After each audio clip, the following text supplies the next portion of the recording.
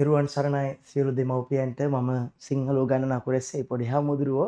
ඉතින් අද දවස තුලදී ඔබ සියලු දෙනා මේ සම්බන්ධ වෙලා තියෙන්නේ අපුරැස්සේ පොඩි හාමුදුරුවන්ගේ සිංහල පන්තියේ දෙවන වාර දෙමව්පිය රැස්වීම නරඹන්න. ඒ නිසා සියලු අම්මලා තාත්තලා මේ දෙමව්පිය රැස්වීම අනිවාර්යයෙන්ම නරඹන්න. ඒක ඔයාගේ මේ පන්තිය පිළිබඳව සහ ඔයා දැනගත යුතු දේවල් ටික අනිවාර්යයෙන්ම දැනගන්න පුළුවන්. එතකොට පන්තියේ වැඩපිළිවෙල පන්තියට අවශ්‍ය කරන පොත් ටික පන්ති ගාස්තු ගෙවන්නේ කොහොමද ටියුට් ටික ලබා ගන්නේ කොහොමද ඊළඟට මොකද්ද පන්තිය ඇතුළේ වෙන්නේ මොනවද කරන්න බලාපොරොත්තු වෙන්නේ කියන කාරණා ටික මේක ඇතුළේ අපි සාකච්ඡා කරනවා. ඒතර 8 ශ්‍රේණියේ අපේ පන්තියට තමයි දැන් අම්මලා තාත්තලා සම්බන්ධ වෙන්නේ. 8 ශ්‍රේණියේ දැන් වෙනකොට පළවෙනි වාරේ ඉවරයි. පළවෙනි වාරේ සම්පූර්ණයෙන් ඉවර කළනේ අපි තියෙන්නේ. දැන් අපි යන්නේ දෙවෙනි වාරේ වැඩ ටිකට. ඒතර අපි යනවා පටුනට මුලින්ම මොනවද දෙවෙනි වාරේ තියෙන පාඩම් ටික බලන්න. දැන් මේනකොට අපි එතනහාමි කියන පාඩමෙන් පටන් අරගෙන ඉවර වෙලා රාත්‍රිය කියලා පාඩම කතා බහට අවධානය දක්වා ඉවර කරලා තියෙනවා. ඊළඟට දැන් අපි ඉන්නේ අතිශය තීරණාත්මක මේ තැනක තමයි දැන් අපි ඉන්නේ. අතිශය තීරණාත්මක තැනක තමයි ඉන්නේ. විධික්‍රියා ආශිර්වාද ක්‍රියා ප්‍රායෝගික ලේඛන අවුරුදු සිහිනය සැබෑ ලිංගතුකම ශ්‍රී ලංකා රටමාපි නිවරදිව කියවමු. මෙන්න මේ කියන පාඩම් ටික තමයි ඔයාලගේ තව තියෙන පාඩම් අපි ගත්තම වාක්‍ය රීති කතරගම පුදමිය මෙන්න මේ කියන පාඩම් 8 අතිශය තීරණාත්මක පාඩම් ටිකක් වෙනවා. දැන් 8 ශ්‍රේණිය සිංහල පන්තියකට දාන්න ඕනද කියලා සමහර දෙමව්පියෝ කල්පනා කරනවා ඇති. ඇයි දාන්න ඕන කියන එක දැන් මම ඔයාලට කියන්න. හේතුව සාපේක්ෂව තේරෙන විදිහට කිව්වොත් මේ විධික්‍රියා ආශිර්වාද ක්‍රියා කියන පළවෙනි පාඩම ගමුකෝ. ඔන්න පළවෙනි පාඩම. අපි එනවා පිටු අංක පිටු අංක 53 මේ තියෙන විධික්‍රියා. සිංහල භාෂාවේ විධික්‍රියා නිර්මාණය වන ආකාර කිහිපයකි. සිංහල භාෂාවේ ක්‍රියා මූලයේම ක්‍රියාපදයක මූලික ස්වරූපය විධික්‍රියා අර්ථය දීම. දැන් ඕක කිව්වම අම්මලාට තේරෙනවද? තාත්තලාට තේරෙනවද? බල මහ මොහොතේ එම සඳ උතුරින් පෙනෙන. ওই වාක්‍යය ගත්තම යාට පේනවද මේකේ විධික්‍රියාව මොකක්ද කියලා? පේන්නේ නැහනේ. ඔයා ක්‍රියාමූලයේ ක්‍රියාපදයක මුල් ස්වරූපය කියන්නේ මොකක්ද කියලා දැන නොගත්තොත් ඔයාට පුළුවන් ද විධික්‍රියාවක් හොයාගන්න. මේ 8 ශ්‍රේණියේ පොත අර අපි A level කාලේ ඉගෙන ගත්ත දේවල් ටික තමයි මේකේ තියෙන්නේ. ඊළඟට දෙවෙනි එක ක්‍රියාමූලයට පර වහ වූ ප්‍රත්‍ය එක් කිරීමෙන් මොකද වෙන්නේ? විධික්‍රියා නිර්මාණය. ක්‍රියාමූලය දැන නොගත්තොත් ඊළඟ ස්ටෙප් එකට කොහොමත් මේ යන්න බෑ. මොකද්ද මේ ක්‍රියාමූලය කියන්නේ? ඔන්න සරල විදිහට කියන්න. අර මේ නටයි ක්‍රියාපදේ. නටයි මේ කියන්නේ ක්‍රියාපදේ. හරිනේ. දැන් නටයි කියන ක්‍රියාපදේ හැදෙන ක්‍රමවේදයක් තියෙනවනේ. දැන් අපිට මේක ක්‍රියාපදයක් වුණාට මේක දෙකක එකතුවකින් නිර්මාණය වෙලා තියෙන්නේ. අපි කියන්නේ විද්‍යාවේ ගත්තොත් මූලද්‍රව්‍යයක් තවත් මූලද්‍රව්‍යයකට එකතු වීමෙන් තමයි නිර්මාණයක් බී වෙන්නේ. අන්න ඒ වගේ තමයි නටයි කියන ක්‍රියාපදය නිර්මාණය වෙලා තියෙන්නේ ක්‍රියාමූලයට ඊ කියන ප්‍රත්‍ය එකතු වෙලා. දැන් මුලින්ම මොකද්ද මේ ක්‍රියාමූලය? අන්න ක්‍රියාපදයේ මුල් කොටස හොයන්න නම් මොකද කරන්න ඕන? මෙන්න මේ නටයි කියන එක නටමින් කියලා මිශ්‍ර ක්‍රියා කරන්න ඕන. එක මින් ප්‍රත්‍ය දාලා මොකක් කරලාද මින් ප්‍රත්‍ය එකතු කරලා එකතු කොට මොකක් කරන්න ඕනද මිශ්‍ර ක්‍රියා කිරීම ඔන කරා ඊට පස්සේ මොකද්ද කරන්නේ ආයෙත් නටමින් ලියනවා නටමින් ලියලා ඉවර වෙලා මෙන්න මේ මින් ප්‍රත්‍ය ලොප් කරනවා මොකක් වෙනවද මින් ප්‍රත්‍ය ලොප් කරනවා දැන් මින් ප්‍රත්‍ය ලොප් කිරීම දැන් අපි මේකට කපනවා කියන්නේ සිංහලයේ වචනය කපනවා කියන එක ලොප් කරන එක. දැන් මේ ඉඳන් ඒක පුරුදු කරන්න වෙනවා. මොකද 10 ශ්‍රේණියේ සංදි තියෙනවා. සංදිවලදී කැපෙනවා කොටන දේවල් වෙනවා. ඒ නිසා ලොප් කරනවා කියන එක තමයි සිංහලෙන් කියන්නේ. දැන් ඉතුරුනේ මොකද්ද? නටන. ඔන්න ඉතුරුනා නට. මෙන්න මේ නට කියන එකට මම මෙන්න මෙහෙම එකක් දානවා. මොකද්ද මේ? ගණන් ඉගෙනගෙන තියෙනවා නම් මේ වර්ගමූලය කියලා දන්නවා. හැබැයි සිංහලයේ මේකට කියන්නේ ක්‍රියාමූලය. වර්ගමූලය මොකද වෙන්නේ? වර්ගමූලය වෙන්නේ වර්ගයක මුල් පදය හොයනවා. එහෙනම් ක්‍රියාමූලය වෙන්නේ ක්‍රියාපදයක මුල් ස්වරූපය වෙනවා. මොකද්ද? ක්‍රියාපදය මේකට කියනවා ක්‍රියාමූලය. ක්‍රියාපදයේ මුල් කොටස. තව නමක් කියනවා ධාතු. තේරෙනවද? මේ කාරණා තුන. එතකොට මෙන්න මේක හොයන්න දැනගත්තොත් විතරයි මේක තේරෙන්නේ. ක්‍රියා මූලයේම ක්‍රියාපදයක මූලික ස්වරූපය විධික්‍රියාර්ථයද මේ බල මහ මුහුදේ එම සඳ උතුරින් පෙනෙන මේ බල කියන්නේ එතකොට විධික්‍රියාවක් කියලා පේන්නේ. ක්‍රියා මූලයේම මේ විදිහට එදිරවනවා අපි කියන විධික්‍රියා. දැන් පැහැදිලිද? දැන් තේරුණාද අම්මලාට? අන්නේ ස්ටෙප් එක තේරුම් ගන්නේ නැති වුණොත් ඊළඟ ස්ටෙප් එකක්වත් කරන්න බෑ මේ. මේ නූ ප්‍රත්‍යයෙන් අවසන් වන ක්‍රියා රූප ඒක වචනයෙන් හා බහුව වචනයෙන් යෙදේ. ඊළඟට ක්‍රියා මූලයට ඉන්න ප්‍රත්‍ය. දැන් පේනවද මේ විධික්‍රියා ගැන විතරයි කතා කරන්නේ. එතකොට අතිශය තීරණාත්මක පන්තියක් මේ පන්තිය. මේක ඇතුළේ ඉගෙන ගන්න ගොඩාක් දේවල් ඉතුරු වෙලා තියෙනවා. විශේෂයෙන්ම දෙවනි වාරේ. දෙවනි වාරයට අපි යනකොට ඒ දෙවනි වාරේ ඉගෙන ගන්න තියෙන දේවල් ගොඩයි. ඒ නිසා මෙන්න මේවා හරියට ඔයාගේ ළමයාගේ ඔළුවට වැටෙන්න ඕන. හරියට මේව ඔයාගේ ළමයාගේ ඔළුවට වැටුන්නේ නැති වුණොත් ඒ ළමයාගේ ඉගෙනීම ඉස්සරහට යනකොට යම් යම් ප්‍රශ්නයක් ඉස්මතු වෙන්න පුළුවන්. විධික්‍රියා ආශිර්වාද ක්‍රියා දැන් අපි ගත්තම 7 ශ්‍රේණියේ పూర్ව ක්‍රියා මිශ්‍ර ක්‍රියා 8 ශ්‍රේණියේ විධික්‍රියා ආශිර්වාද ක්‍රියා 9 ශ්‍රේණියේ ප්‍රයෝජ්‍ය ක්‍රියා සහ සම්භාව්‍ය ක්‍රියා. පැහැදිලිද? 9න් ක්‍රියාපද ඉවරයි 10 11ට ගියාම ඔය ලෙවල් වල අනිවාර්යෙන්ම ක්‍රියාපද ගැන අහනවා. ඊට ප්‍රායෝගික ලේඛන. දැන් මේ අවුරුද්දේ අපස සාමාන්‍ය පෙළ විභාගයේ ප්‍රායෝගික ලේඛන ආපු ප්‍රශ්නේ මොකද? දැන්වීම් පත්‍රයක් සමගත් පත්‍රිකාව. මේ දැන්වීම් පත්‍රයේ තියෙන 8 ශ්‍රේණියේ පොතේ.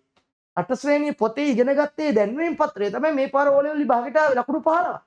එහෙනම් මේ ප්‍රායෝගික ලේඛන කියන්නේ යන ගමනට අවශ්‍ය කරන අනිවාර්ය ප්‍රශ්නයක්. දැන් 7 දී ප්‍රායෝගික ලේඛන රාජකාරී ලිපි ආරාධනා පත්‍ර, 8 දී අපිට දැන්වීම් පත්‍ර සහ ආකෘති පත්‍ර, 9 දී අපිට හම්බ වෙන මොනවද? ව්‍යාපාරික ලිපි සමග ආකෘති පත්‍ර සකසන්න. එතන මේ ප්‍රායෝගික ලේඛන අතිශය තීරණාත්මක ලකුණු 80ක් දෙවෙනි පේපරේ හම්බ වෙන O level වලට O level වල ළමයි පැය 5ක් විභාග ලියන්න ඕන. පළවෙනි ප්‍රශ්න පත්‍රයට පැයයි, දෙවෙනි ප්‍රශ්න පත්‍රයට පැය 2යි, තුන්වෙනි ප්‍රශ්න පත්‍රයට පැය 2යි, පැය 5යි. ලකුණු 200න් බලන්නේ අන්නේ දෙවෙනි ප්‍රශ්න පත්‍රයේ අන්තිම ප්‍රශ්නය තමයි ප්‍රායෝගික ලේඛන. ඒකට ලකුණු 15ක් හම්බ වෙනවා. ඒ ලකුණු 15 සිංහල තීරණාත්මක ලකුණු 15. නිසා මේවා ඉගෙන ගන්න ඕන දැන්වීම් පත්‍රයක් හදන්නේ කොහොමද? ඒක නිර්මාණශීලීභාවය කොහොමද? ඔය කියන ටික. ඊට අවුරුදු සීනේ කෙටි කතාව. ඔන්න ඔයාට 9 දී හම්බ වෙනවා, 8 දී හම්බ වෙනවා පළවෙනිදී අවුරුදු සීනේ කෙටි කතාව. කෙටි කතාවක් රස විඳින්න. ඔයා දන්නවද 11 ශ්‍රේණියේ කෙටි කතා දෙකක් තියෙන එකක් අපට වැසිකිළියක් අන්තිමකට දියමන්ති මාළි. ඒ යන ගමන තමයි මේ හදලා තියෙන්නේ. ඊළඟට සැබෑ ලෙන්ගතුකම ශ්‍රී ලංකා රටම අපි නිවැරදිව කියවමු. ඊළඟට වාක්‍ය රීති පේනවද? වාක්‍යයක් ගොඩනගා ගන්න අවශ්‍ය කරන ලිංග ભેදේ, වචන ભેදේ. ඊට කතරගම පුදුපි.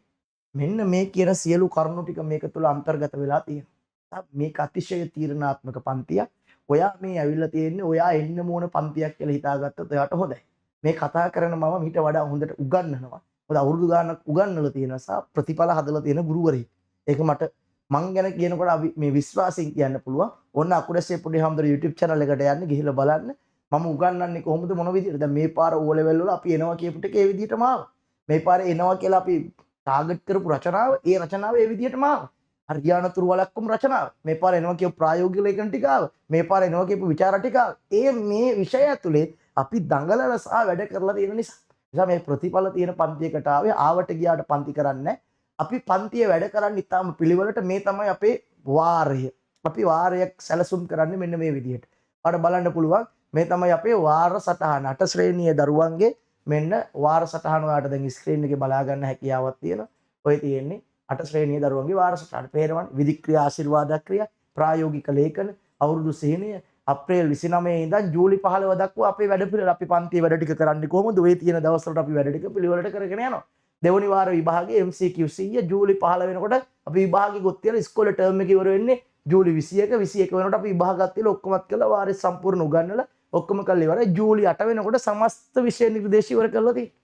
පැහැදිලිද? ඔය තියෙන අපේ වැඩ පිළිවෙල හැම දෙමව්පිය රැස්සියෙක්මකදී වාර සටහන පෙන්වනවා. මේ තියෙන අපේ වාරයේ වැඩ.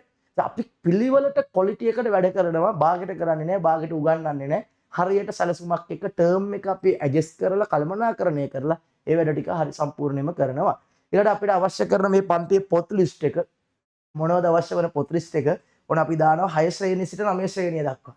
එතන මගේ පන්තියේ එන අයට මෙන්න මේ කියන පොත් ලිස්ට් එක ඕන. පිටු 400 CR පොතක්, පිටු 200 CR ව්‍යාකරණ පොතක්, පිටු 200 තනි රූල් පොතක්, පිටු 80 තනි රූල් පොතක් සමග පිටු 20 නෝට්බුක් එක. මේක අනිවාර්යෙන්ම ඕන. හේතුව මගේ පන්තිය 8න් 9ට ගියා කියලා 9න් 10ට ගියා කියලා පොත් මාරු කරන්නේ නේ. පිටු 400 CR පොතක් මොකටද හාමුදුරුවෝ? පිටු 400 CR පොතක් තමයි මෙන්න මේ අච්චු පොත්වල තියෙන අවබෝධය කරන්නේ. පාඩමින් පාඩමට ඒකේ තියෙන අවබෝධය ටික ඔය පොතේ තියෙන අවබෝධය ලිඛිත අභ්‍යාසය. සම්පූර්ණ මේක ඇතුලේ තියෙනවා. ඊළඟ පිටු 200 CR තනි රූල් පොතක් මොනවද? ව්‍යාකරණ පාඩ ටික. ලියන්න තියෙන ව්‍යාකරණ පාඩ ටික ඔක්කොම ඔක ඇතුළට අන්තර්ගත වෙනවා. ඊළඟ පිටු 200 CR තනි රූල් පොතක් මොකටද ඕන? තව CR නැතුව normal exercise book එකක් ඕනේ. පිටපත්ලය. අකුරු හදන්න බැරි අයට අකුරු සම්පූර්ණයෙන්ම හදනවා. දැන් ඔයාලා වීඩියෝ එකක් බලලා හරහානේ මේ Facebook එක හරහා වීඩියෝ එකක් බලලානේ දැන් මේ ඇවිල්ලා තියෙන්නේ. අපේ ඇඩ් එකම දැකලානේ. ඒ ඇඩ් එක ඇතුලේ අපි පෙන්නලා තියෙනවා අපි කොච්චර වැඩ කරලා තියෙනවද කියලා. අපේ පිළිවෙල කොච්චරද කියලා. නිසා මේ පොත් ටික ওই විදිහට හදලා පිළිවෙලට පොත්වලට කවර දාලා ඒ ටික අනිවාර්යෙන් කළ යුතුමයි. පොත්වලට කවර දාන එක අතිශය ප්‍රබලයෙන් කරන්න ඕනේ. ඒක අපි බලනවා. ඒ නිසා පිළිවෙලට කරන පන්තියක් තමයි මේ පන්තිය. මේකේ අනිවාර්යයෙන්ම දරුවෝ ගොඩ දාන සහ දරුවන් කැමැතිව පන්තියක් බවට අපේ සිංහල පන්තියපත් වෙනවා. නිසා ඔන්න ඔය කියන කාරණා ටික දෙමව්පියෝ මතක තබා ගන්න ඕනේ. ඊළඟ කාරණා තමයි මේ අපේ මොනවද අපේ ටියුට් ටික. අපි ටියුට් ටික ගත්තට පස්සේ අපි ලංකාවේ හොඳම ටියුට් තියෙන සිංහල පන්තිය කියලා තමයි කියන්නේ. ඔව් අපේ තමයි හොඳටම තියෙන්නේ. මොකද අපි හදලා තියෙන ලස්සන ටියුට් ටිකක් මේ තියෙන කෙටි කතාව ගත්තම සාහිත්‍ය ටියුට් එක අපි සාපේක්ෂව ගත්තොත් පාඩම් ටික ගත්තම පාඩම් දැන් මේ පාරට 8ක් තියෙනවා. 8න් සාහිත්‍ය පාඩම් සාහිත්‍ය ටියුට් එකකටත් ව්‍යාකරණ පාඩම් ව්‍යාකරණ ටියුට් එකකටත් අරන් තියෙනවා. මේ දෙන්නේ සාහිත්‍ය පාඩම මේ කෙටි කතාව යනු කුමක්ද කියලා තියෙනවා. ඊළඟට කෙටි කතාව වල ලක්ෂණ ටික සම්පූර්ණයෙන් මේ එකින් එක කියලා දීලා තියෙනවා. ඊළඟට ගුණදාස අමරසේකර ශූරීන් කියන්නේ කවුද කියලා වෙනම එයා ගැන විස්තර සවිස්තරව දීලා තියෙනවා. එයා ගැන ඉගෙන ගන්නවන. ඊළඟ රතුරෝසමල කෙටි කතාව කියන්නේ මොනවද? සවිස්තරව සම්පූර්ණයෙන්ම අවශ්‍ය කරන පසුබිම් ටික මේක ඇතුළේ තුල ඔයාගේ ළමයට අවශ්‍ය කරන දේවල් ටික ෆොටෝ එකේ ඉඳන් දාලා හදලා තියෙනවා. මේ තියෙන හාන්ස් ක්‍රිස්ටියන් ඇන්ඩර්සන්. හරිනේ. හාන්ස් ක්‍රිස්ටියන් ඇන්ඩර්සන් කියන්නේ තනිකරම නිර්මාණශීලී අපි කියන සාපේක්ෂව අපිට තියෙනවා මේ ප්‍රබන්ධ කතාව. හරිනේ නයිටින්ගේල් කියලා. අන්නේ ප්‍රබන්ධ කතාවේ නිර්මාතෘවරයා ඔහු ඩෙන්මාර්කයේ කෙනෙක්. ඉතින් ওই විදිහට සම්පූර්ණයෙන්ම අවශ්‍ය කරලා දේවල් ටික තියෙනවා. දැන් ශ්‍රී ලංකාව රටම අපි කියන දේශාභිමානී. ඊළඟ මහගමසේකර මහත්මයා ශූරීන් කියන්නේ කවුද? එයා ලියපු පොත් මොනවද? එයා මොනවද කරේ? ඔය කියන සවිස්තරව සියලු දේවල් මේක ඇතුළට අන්තර්ගත කරලා තියෙනවා. ඊළඟ කතරගම පුදුබිම කියලා විශේෂ පාඩමක් තියෙනවා. කතරගම ඉතිහාසය සම්පූර්ණ කියලා දීලා දෙනවා. පුදුබිමේ තියෙන පිහිටීම. ඊළඟට කතරගම කිරිවේරාසිරිත දේවල් අෂ්ටඵල බෝධියරු. ඊළඟට කතරගම තියෙන විශේෂ සිදුවීම් මොනවද? දෙවියෝ ජනප්‍රවාදී හඳුන්වලා තියෙන නම් මොනවද? ඔය සියල්ලම ඕක ඇතුළේ තුන අන්තර්ගත කරලා නිර්මාණය කළ ෆොටෝ එකේ ඉඳන් දාලා සම්පූර්ණයෙන්ම හදලා තියෙනවා. මේ ඔයාලගේ ළමයිට හම්බ වෙන සාහිත්‍ය ටියුට් එක. වෙනවනේ ඔය පෙන්නපු විදිහට සම්පූර්ණයෙන්ම කලය කළා ඒ අවශ්‍ය කරන පසුබිම් ටික සකසලා තමයි ඒ සියල්ල දීලා තියෙන්නේ. පේනවනේ කිසි වෙනසක් නැහැ. මේ සාහිත්‍ය ටියුට් එක. ඊළඟට ඔයාගේ ළමයිට අවශ්‍ය කරන ව්‍යාකරණ ටියුට් එක මේ තියෙනවා. ව්‍යාකරණ ටියුට් එක ගත්තත් ව්‍යාකරණ ටියුට් එකත් ඒ හා සමානයි. සම්පූර්ණයෙන්ම පිළිවෙලට ව්‍යාකරණ පාට් ටික එක තුල අන්තර්ගත කරලා තියෙනවා. පේනවනේ ඉදික්‍රියා ශිර්වාදක්‍රා හදාගන්නේ කොහොමද? හැදෙන විදිය මොන විදියටද හැදෙන්නේ කියන එක කියලා සම්පූර්ණයෙන්ම කියලා දීලා තියෙනවා. ඊළඟට ආරාධනා පත්‍රයක් හෝ ප්‍රාමේ දැන්වීම පත්‍රයක් හදන්නේ කොහොමද? දැන්වීමක් හැදෙනකොට අපි අවශ්‍ය දේවල් මොනවද? අපි නිර්මාණය කරන ලද දැන්වීම පත්‍ර මේ තියෙන නිර්මාණය කරන ලද දැන්වීම පත්‍ර ආකෘති පත්‍රයක් කොහොමද අපි සලකන්නේ? බැංකුවකට ගියාම ආකෘති පත්‍රයක් පුරවගන්නේ කොහොමද? මොන විදියටද පුරවන්නේ?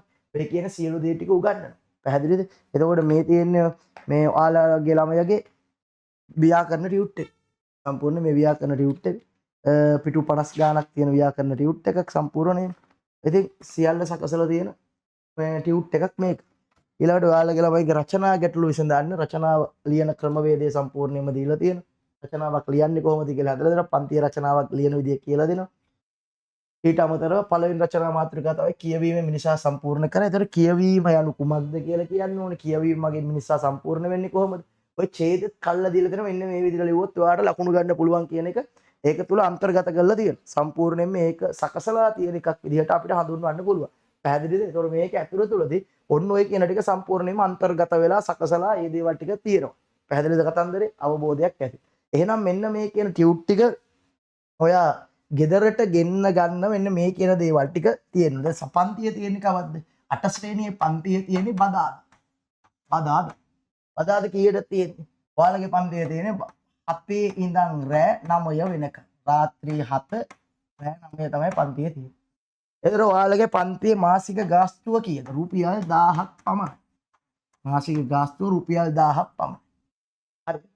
එතකොට හාමුදුරුවෝ නිබන්ධන ටිකත් ඕකත් එක්ක හම් වෙනවද? නැහැ. නිබන්ධන අපි දෙන්නේ මාස 3කට සැරයක් පමණයි. මාස 3කට සැරයක් තමයි අපි නිබන්ධන දෙන්නේ. මාස කීයකට සැරයක්ද? 3කට සැරයක්. අන්නේ මාස 3කට සැරයක් අපි නිබන්ධන ලබා දීම සිදු කරනවා. එතකොට මේ නිබන්ධන සඳහා වෙනම එක මාසයක පමණක් රුපියල් 1000ක් ගෙවන්න ඕන. මේ 1000 ඇතුලේ නිබන්ධන ටික ගෙදරට ඩිලිවරි කරන එකේ නම් ඔක්කොම ටික මේ 1000ට ඇතුළත්. ආයි වෙනත් ඩිලිවරි ගාස්තු කියලා තැපල් ගාස්තු කියලා වෙනම ගැනීමක් සිදු කරන්නේ නැහැ. මේ සියල්ලම මේක. එතකොට අලුතෙන් ළමයි පන්ති එනවනම් ඒ එන ළමයා පළවෙනි මාසේ රුපියල් 1000ක් 2000ක් දෙන්න ඕන. ඊළඟ මාසේ නම් රුපියල් 1000 ගානේ තමයි යන්නේ. එතකොට මේ නිබන්ධන ටික අපි කතා කරාම අප්‍රේල් 28 ඉඳන් ජූලි 20 දක්වා කියන සෙකන්ඩ් ටර්ම් එකටම තමයි නිබන්ධන ටික දෙන්නේ.